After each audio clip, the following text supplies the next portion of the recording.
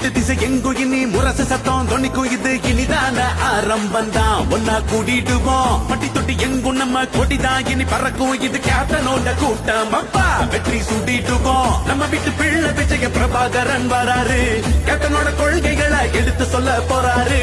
முரசு சின்னத்தோட வேட்பாளர் வராரு மக்களோட மனசுல தான் இடம் பிடிக்க போறாரு முரசு சின்னத்துக்கே ஒட்டு போடுங்க